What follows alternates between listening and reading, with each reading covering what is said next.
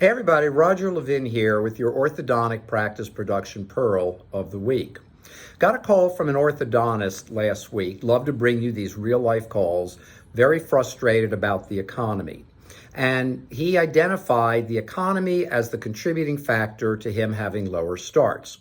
But as the conversation unwound and I asked lots of questions, I began to think it wasn't the economy that was affecting his practice. In fact, many ortho practices are doing extremely well, and so can you. So what was going on in his practice? Well, he had a new treatment coordinator. His treatment coordinator of 15 years decided to leave, and he brought in a new person.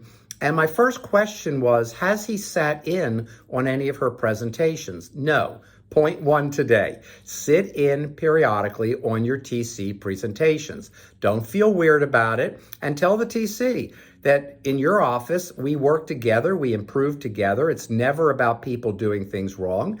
And you're gonna sit in periodically and listen to how she presents, and then you guys can talk about it and improve performance. This is what we do in TC training. We will sometimes sit in or all the time and see what's being said so we can help people grow. How else do you grow if nobody ever observes you?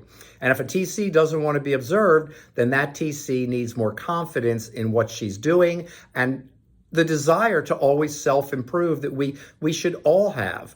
I always talk about my own self-improvement. I'm a self-improvement junkie, and that I think I would be so much farther ahead at this point than I am. So self-improvement is a key characteristic for treatment coordinators.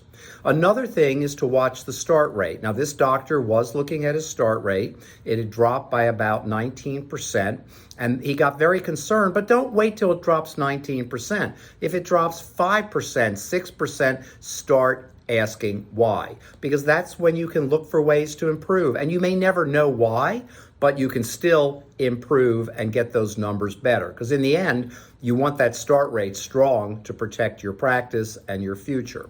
A third point that I would like to make is that whatever TCs did before the pandemic is over. The world has accelerated in so many ways.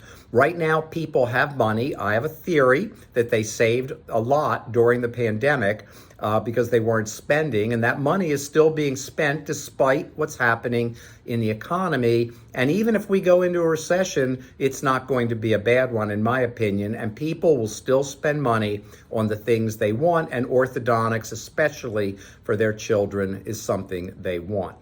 So we continued the conversation, and we laid out the beginning of a plan going forward on retraining the TC, because I did not come away thinking the economy was the reason he was down 19% in starts, that it was the TC process, and he also needed some attention to his referral marketing program. Just look at the steps of your success points in your practice, identify anything that needs to be upgraded, and do it. Don't wait, do it, and you will be back to tremendous success.